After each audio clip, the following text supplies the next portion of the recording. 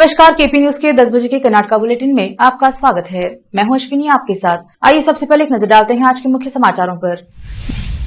भाजपा को विजयी बनाने के लिए कार्य करें, तेजस्वी सूर्या ने कहा। चंद्र सिंह 13 अप्रैल को नामांकन दाखिल करेंगे। बसवराज बोम्मई का दावा, अमूल पर राजनीति कर रही कांग्रेस। नड्डा ने बोम्मई, बीएसवाई अन्य के साथ कर्नाटका उम्मीदवारों की सूची पर चर्चा की। कर्नाटका में अमूल दूध बेचने के कदम के खिलाफ कन्नडिगाओं को विद्रोह करना चाहिए, एचडी कुमारस्वामी ने आह्वान किया।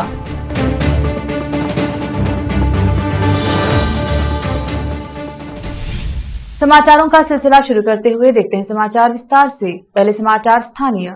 आज भाजपा के कार्यक्रम में भाग लेने के लिए सांसद एवं तेजस्वी सूर्या बीदर पहुंचे। उन्होंने भाजपा द्वारा सिंदूर फंक्शन हॉल में आयोजित कार्यक्रम का उद्घाटन करके बीदर में पार्टी को मजबूत करके सभी क्षेत्रों में भाजपा को विजयी बनाने के लिए कहा। इस अवसर पर सांसद भगवंत खुबा सहित अन्य ने भी बात की। कार्यक्रम के बाद तेजस्वी सूर्या और भाजपा नेता डॉक्टर शैलेंद्र बेलदाड़े ने मीडिया से बात की। कैमरामैन कृष्णा का कवरेज।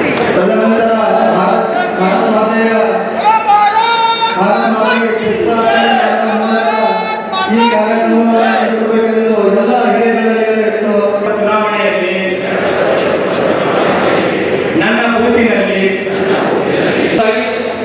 ಕೇಂದ್ರ ಸಚಿವರಿಗೆ ಹಲವಾರು ಅಭಿವೃದ್ಧಿ ಕಾರ್ಯಗಳನ್ನು ಬೀದರ್ ಜಿಲ್ಲೆಯಲ್ಲಿ ಇರುತ್ತೆ. ನಮ್ಮ ಪಕ್ಷದಲ್ಲಿ 5 ವರ್ಷ ಈ ರಾಜ್ಯದ ಯುವಕರು ಉದ್ಯೋಗಗಳನ್ನು ಪಡ್ಕೊಳ್ಬೇಕು ಅಂತಿದೆ, ಸ್ವಾವಲಂಬಿಗಳಾಗಬೇಕು ಅಂತಿದೆ, ಅವ್ರ ಕಾಲ ಮೇಲೆ ನಿಂತ್ಕೊಂಡು ಹೊಸ ಉದ್ಯೋಗಗಳನ್ನು ಶುರು ಮಾಡಬೇಕು ಅಂತಿದೆ. ಭಾರತೀಯ ಜನತಾ ಪಾರ್ಟಿಯ ಪೂರ್ಣ ಬಹುಮತದ ಸರ್ಕಾರವನ್ನು ತೆಗೆದುಕೊಂಡು ಬರಬೇಕಾಗಿರುವ ನಮ್ಮೆಲ್ಲರ ಜವಾಬ್ದಾರಿ. ಕಾಂಗ್ರೆಸ್ನವರು ಕೂಡ ರಾಜ್ಯದ ಯುವಕರಿಗೆ ಅವ್ರ ವಿಷನ್ ಏನು ಅಂತ ಕೊಟ್ಟಿದ್ದಾರೆ. ಏನು ಅವರ ಕಾಂಗ್ರೆಸ್ ಗ್ಯಾರಂಟಿ? ನೀವು ಪದವೀಧರರಾಗಿದ್ದರೆ ತಿಂಗಳಿಗೆ 3,000 ರೂಪಾಯಿ, ನೀವು ITI ಡಿಪ್ಲೊಮಾ ಮಾಡಿದ್ರೆ ನಿಮಗೆ ತಿಂಗಳಿಗೆ 1,500 ರೂಪಾಯಿ ಕೊಡ್ತೀವಿ ಅಂತ ಹೇಳಿ. ಯಾವ ರಾಜ್ಯದಲ್ಲಿ ನೀವು ಅಧಿಕಾರ ಇದ್ದಾಗ ದೇಶಕ್ಕಾಗಿ ಸಮಾಜಕ್ಕಾಗಿ ಹೋರಾಟವನ್ನು ಯುವ ಮೋರ್ಚಾದ ಮುಖಾಂತರ ಜನಜಾಗೃತಿಯನ್ನು ಮಾಹಿತಿಯನ್ನು ಕೊಡುವುದರೊಂದಿಗೆ ಬಹಳಷ್ಟು ಸಕ್ರಿಯವಾಗಿ ಭಾರತೀಯ ಜನತಾ ಪಕ್ಷದ ಯುವ ಮೋರ್ಚಾ ಪದಾಧಿಕಾರಿಗಳು ಎಂತಹ ಕಷ್ಟದ ಕಾಲದಲ್ಲಿ ರಾಷ್ಟ್ರ ನಿರ್ಮಾಣದಲ್ಲಿ ಸಮಾಜದ ಏಳಿಗೆಗಾಗಿ ಪಕ್ಷದ ವಿಸ್ತಾರಕ್ಕಾಗಿ ಸದಾ ನಾ ಮುಂದಿದ್ದೀನಿ ಅನ್ನುವಂಥದ್ದನ್ನು ಯುವ ಮೋರ್ಚಾವನ್ನು ನಮ್ಮ ಜಿಲ್ಲೆಯಲ್ಲಿ ಸಾಬೀತುಪಡಿಸಿದೆ ಬಂದಿದೆ. ಬರುವಂತ ಕೇವಲ ಒಂದು 30-32 ದಿನಗಳಲ್ಲಿ ಕರ್ನಾಟಕದ ವಿಧಾನಸಭೆ ಚುನಾವಣೆಯನ್ನು ಆ ಒಂದು ಜವಾಬ್ದಾರಿ ವಿಶೇಷವಾಗಿ ಯುವಕರ ಮೇಲೆ ಇದೆ. ಸಮಾವೇಶ ಇವತ್ತು ಬಹಳ ಯಶಸ್ವಿಯಾಗಿ ಬೀದರ್ ಜಿಲ್ಲೆ ಯುವ ಸಮಾವೇಶ ಇವತ್ತು ಸಂಪನ್ನಗೊಂಡಿದೆ. ಕಾರ್ಯಕರ್ತರ ಉತ್ಸಾಹ ನೋಡಿದ್ರೆ ಬಹಳ ಸ್ಪಷ್ಟವಾಗಿ ಗೊತ್ತಾಗ್ತಿದೆ. ಭಾರತೀಯ ಜನತಾ ಪಾರ್ಟಿ ರಾಜ್ಯದಲ್ಲಿ ಸ್ಪಷ್ಟ ಬಹುಮತದೊಂದಿಗೆ ಗೆಲ್ಲುತ್ತೆ. ಬೀದರ್ ಜಿಲ್ಲೆಯಲ್ಲೂ 6 ಕ್ಷೇತ್ರಗಳಲ್ಲಿ बीजेपी पूर्ण बहुमत पड़कोद्ರಲ್ಲಿ ಯಾವುದೇ ಸಂಶಯ ಇಲ್ಲ. समावेश थे उद्घाटन करने के लिए हमारे युवा नेता राष्ट्रीय युवा मोर्चा के अध्यक्ष तेजस्वी सूर्या जी आए थे. हमारा विधानसभा क्षेत्र में मैक्सिमम हमारे कार्यकर्ता सभी आके और जिले के सभी कार्यकर्ता आके यशस्वी किए. इससे माहौल और उतना बढ़ेगा. 6 के 6 विधानसभा जीतने का ऐसा हमारा इच्छा है जिला बीजेपी का. वो साकार करने के लिए आज इन्हों युवकों को उद्देश्य करके देश के बारे में, क्षेत्र के बारे में सभी सलाह सूचना दी. आप भी सुने और सभी यूथ इंस्पायर हो गए. अभी यहाँ से जाके बूथ में उन्होंने काम करना, सभी अभ्यर्थी को जिताना बोलकर उन्होंने बोले. मैं भी वही बोलता हूँ. कार्यक्रम बहुत यशस्वी हुआ. अभी देख रहे थाउजेंड्स टुगेदर यूथ से कार्यक्रम को आए. इसे और जिले में माहौल बीजेपी के फेवर में रहेगा. धन्यवाद. 2023 में 10 मई को होने वाले विधानसभा चुनाव में कांग्रेस एक बागी उम्मीदवार के रूप में चुनाव लड़ रहे हैं। कांग्रेस के बागी प्रत्याशी चंद्र सिंह ने कहा कि यह बात उतनी ही सच है जैसे सूरज और चांद है, उतना ही सच यह भी है कि मैं यह चुनाव लड़ रहा हूं। उन्होंने इस संबंध में प्रेस कॉन्फ्रेंस जारी कर कहा कि मुझे मिल रहे लोगों के समर्थन से विपक्षी उम्मीदवार थर्रा रहे हैं, इसलिए यह अफवाहें उड़ाई गई हैं कि मैं चुनाव नहीं लड़ूंगा। चंद्र सिंह ने लोगों से अपील करते हुए कहा कि मेरे कार्यकर्ता, प्रशंसक, हल्के के हजारों वोटर किसी भी जीत की कीमत न चुकाएं। चंद्र सिंह ने अनुरोध किया है कि बीदर दक्षिण विधानसभा क्षेत्र के हजारों मतदाता, समर्थक और कार्यकर्ता उपस्थित हो और उन्हें आशीर्वाद दे, क्योंकि वह 13 अप्रैल को अपना नामांकन पत्र जमा कर रहे हैं। वे 13 अप्रैल को सुबह 11 बजे अपने आवास गुम्पा रोड, बीदर नगर से चलकर जिलाधिकारी कार्यालय पैदल चलकर अपना नामांकन पत्र जमा करेंगे। विशेष संवाददाता की रिपोर्ट। अब समाचार राज्य के। कर्नाटका में अपना दूध और दही बेचने की अमूल की घोषणा के बीच और कांग्रेस ने इस कर्नाटका मिल्क फेडरेशन KMF के नंदिनी ब्रांड को खत्म करने के कदम के रूप में करार दिया है। मुख्यमंत्री बसवराज बोम्मे ने शनिवार को कहा कि ग्रैंड पुरानी पार्टी कर रही है मुद्दे पर राजनीति। नई दिल्ली में पत्रकारों से बात करते हुए बोम्मे ने कहा, अमूल ब्रांड के बारे में चिंतित होने की किसी को कोई आवश्यकता नहीं है। हम ब्रांड नंदिनी को और अधिक प्रतिस्पर्धी बनाने के लिए कदम उठाएंगे। नंदिनी देश में नंबर 1 ब्रांड बन जाएगी। राज्य के स्वास्थ्य मंत्री के सुधाकर ने कहा कि भाजपा सरकार ने राज्य के दूध उत्पादकों को सब्सिडी दी है। इसने किसानों को सब्सिडी के रूप में प्रति लीटर दूध के लिए 5 रुपए दिए हैं। सिस्टम इस तरह से बनाया गया है कि किसानों को KMF की आय में से लाभ दिया जाता है। कर्नाटका विधानसभा चुनाव के लिए उम्मीदवारों को अंतिम रूप देने के लिए बैठक से एक दिन पहले भाजपा अध्यक्ष JP नड्डा ने शनिवार को मुख्यमंत्री बसवराज बोम्मे और BS येदियुरप्पा सहित राज्य के प्रमुख नेताओं के साथ संभावित नामों पर चर्चा की।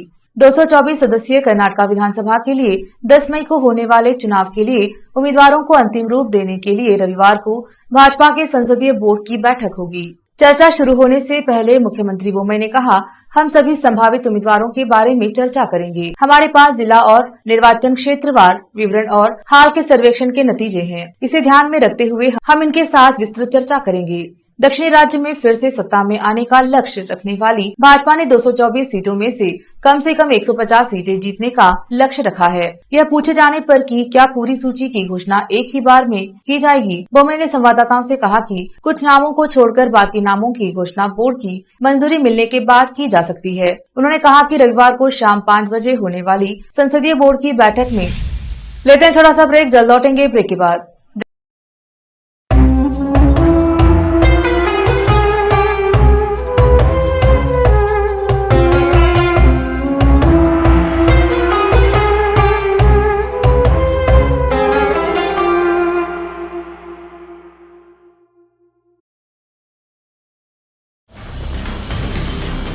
हिंदुस्तान के हर कोने में हम हैं मौजूद। 24 घंटे हालात पर गहरी नजर, खबरों से जुड़े चुपते सवालात और आपको दिखाता है धार्मिक, सामाजिक, राजनीतिक, लोकल और इंटरनेशनल न्यूज की सबसे बेहतर कवरेज, जो आपको रखती है हर पल बाखबर। देश और दुनिया भर की खबर के लिए देखते रहें KP News 24/7। ब्रेक के बाद स्वागत है आपका। देखते हैं आगे के समाचार। जनता दल एस नेता HD कुमारस्वामी ने शनिवार को कर्नाटका के लोगों से राज्य में अमूल दूध बेचने के कदम का विरोध करने का आह्वान किया। पूर्व मुख्यमंत्री कुमारस्वामी ने कहा, अमूल को केंद्र सरकार के समर्थन से पिछले दरवाजे से कर्नाटका में धकेला जा रहा है। Amul Karnataka milk federation KMF और किसानों का गला घोट रहा है। कन्नड़ लोगों को अमूल के खिलाफ विद्रोह करना चाहिए। उन्होंने कहा, कन्नड़िगाओं के रूप में हमें अमूल का विरोध करना चाहिए और एकजुट होकर कर्नाटका के किसानों के हितों की रक्षा करनी चाहिए। हमारे लोगों और ग्राहकों को प्राथमिकता पर नंदिनी उत्पादों का उपयोग करना चाहिए और किसानों की आजीविका को बचाना चाहिए। कर्नाटक सरकार ने अमूल को बेंगलुरु के कोरमंगला में सस्ते दाम में एक बड़ा प्लॉट अलॉट किया था। उन्होंने आरोप लगाया कि जब यहाँ की सरकार ने इस तरह की उदारता दिखाई है तो अमूल दुग्ध उत्पादकों और KMF के खिलाफ साजिश रच रहा है। प्रवर्तन एजेंसियों ने कांग्रेस विधायक सौम्या रेड्डी से संबंधित एक कार को मोबाइल फोन और साड़ियों के साथ जब्त कर लिया। 10 मई को होने वाले कर्नाटक विधानसभा चुनाव के साथ आदर्श आचार संहिता के उल्लंघन के कारण तिलक नगर पुलिस थाने की सीमा में एक चेक पोस्ट पर जब्त की गई थी। साड़ी और मोबाइल फोन कथित तौर पर मतदाताओं को बांटने के लिए थे। अधिकारियों ने रुपये मूल्य की नकदी सामग्री, शराब, ड्रग्स आदि जब्त किए हैं। कर्नाटक में आदर्श आचार संहिता लागू होने के बाद से राज्य भर में 77 करोड़ 93,28,993 रूपए की सामग्री जब्त की गई है। एजेंसियों ने 27 करोड़ 38,21,221 रूपए नकद और 4,25,137 लीटर शराब जब्त की है, जो लगभग 26 करोड़ 38,67,100 रूपए मूल्य की है।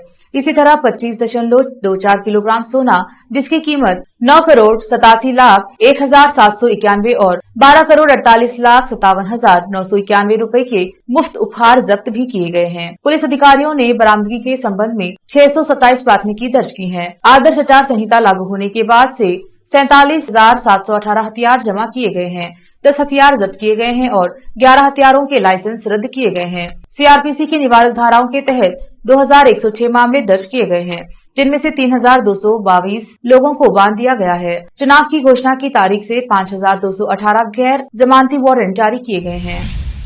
केंद्रीय वाणिज्य और उद्योग मंत्री पीयूष गोयल ने कर्नाटक के लोगों से 2018 के चुनाव की गलती नहीं दोहराने और 10 मई को होने वाले विधानसभा चुनाव में भाजपा को पूर्ण बहुमत प्रदान करने का आग्रह किया है। Federation of Karnataka chambers of commerce and industry FKCCI के साथ एक बातचीत के दौरान उन्होंने लोगों से एक मजबूत और एक दलीय सरकार चुनने को कहा, जो कर्नाटक के लोगों के कल्याण के लिए प्रतिबद्ध हो और सुशासन प्रदान करे। 2018 के विधानसभा चुनाव में त्रिशंकु जनादेश आया था, जिसके बाद कांग्रेस और जेडीएस ने मिलकर गठबंधन सरकार बनाई थी। हालांकि बाद में भाजपा ने विरोधी दलों के विधायकों को पाला बदल लिया और सबसे बड़ी पार्टी के रूप में उभरी। गोयल ने कहा, हम भाजपा कर्नाटक में डबल इंजन की सरकार देने के लिए खुद को प्रतिबद्ध करते हैं, एक ऐसी सरकार जो केंद्र सरकार के साथ मिलकर काम करेगी। सभा को संबोधित करते हुए उन्होंने कहा, हम कर्नाटक में भाजपा की पूर्ण बहुमत की सरकार देखना चाहेंगे। जो गलती आपने पिछली बार की थी उसे मत करना और हमें बीच में कहीं मत छोड़ना,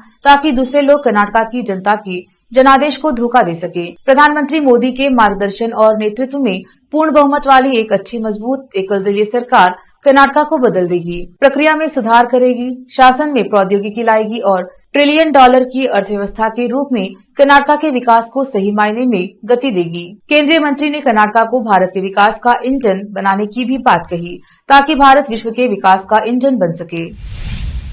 प्रधानमंत्री मोदी रविवार को मैसूर में प्रोजेक्ट टाइगर के 50 साल पूरे होने के अवसर पर एक मेगा इवेंट में नवीनतम बाघ जनगणना के आंकड़े जारी करेंगे। वह अमृतकाल के दौरान बाघ संरक्षण के लिए सरकार का विजन भी जारी करेंगे और international big cats aliens IBCA भी लॉन्च करेंगे। IBCA दुनिया की 7 प्रमुख बड़ी बिल्लियों बाघ, शेर, तेंदुआ, हिम तेंदुआ, प्यूमा, जैगुआर और चीता से संरक्षण पर ध्यान केंद्रित करेगा। इन प्रजातियों को आश्रय देने वाले देशों की सदस्यता के साथ प्रधानमंत्री मोदी सुबह चामराजनगर जिले में बंदीपुर टाइगर रिजर्व का दौरा करेंगे और संरक्षण गतिविधियों में शामिल फ्रंटलाइन फील्ड स्टाफ और स्वयं सहायता समूहों के साथ बातचीत करेंगे। वह तमिलनाडु की सीमा से लगे चामराजनगर जिले के मुदमलाई टाइगर रिजर्व में थेपकड़ू हाथी शिविर का भी दौरा करेंगे और हाथी शिविर के महावतों और कावड़ियों से बातचीत करेंगे। वह टाइगर रिजर्व के क्षेत्र निदेशकों के साथ भी बातचीत करेंगे, जिन्होंने हाल ही में संपन्न प्रबंधन प्रभावशीलता मूल्यांकन अभ्यास के 5वें चक्र में सर्वोच्च स्कोर किया है।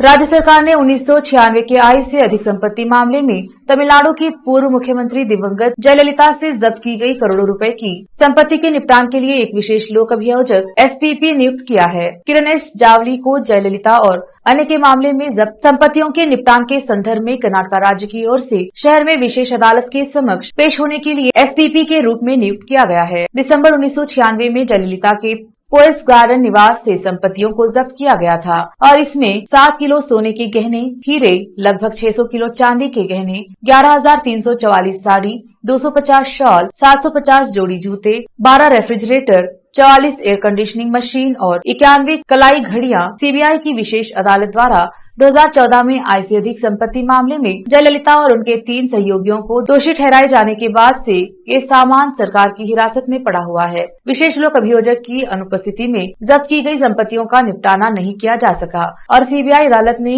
इस संबंध में अक्टूबर 2022 में कर्नाटक उच्च न्यायालय के रजिस्ट्रार जनरल को लिखा। एसपीपी की नियुक्ति के लिए कानून विभाग ने 27 मार्च 2023 को एक अधिसूचना जारी की। यह एक विशेष लोक अभियोजक नियुक्ति करने के लिए कर्नाटक के गृह सचिव को विशेष अदालत के पत्र के जवाब में था। नियुक्ति का खुलासा एक कार्यकर्ता द्वारा सूचना के अधिकार नियम के तहत पूछताछ के बाद किया गया था। फिर से एक नजर आज के मुख्य समाचारों पर। भाजपा को विजयी बनाने के लिए कार्य करे, तेजस्वी सूर्या ने कहा। चंद्र सिंह 13 अप्रैल को नामांकन दाखिल करेंगे। बसवराज बोम्मई का दावा, अमूल पर राजनीति कर रही कांग्रेस। नड्डा ने बोम्मई, बीएसवाई अन्य के साथ कर्नाटक उम्मीदवारों की सूची पर चर्चा की। कर्नाटक में अमूल दूध बेचने के कदम के खिलाफ कन्नडिगाओं को विद्रोह करना चाहिए, एचडी कुमारस्वामी ने आह्वान किया।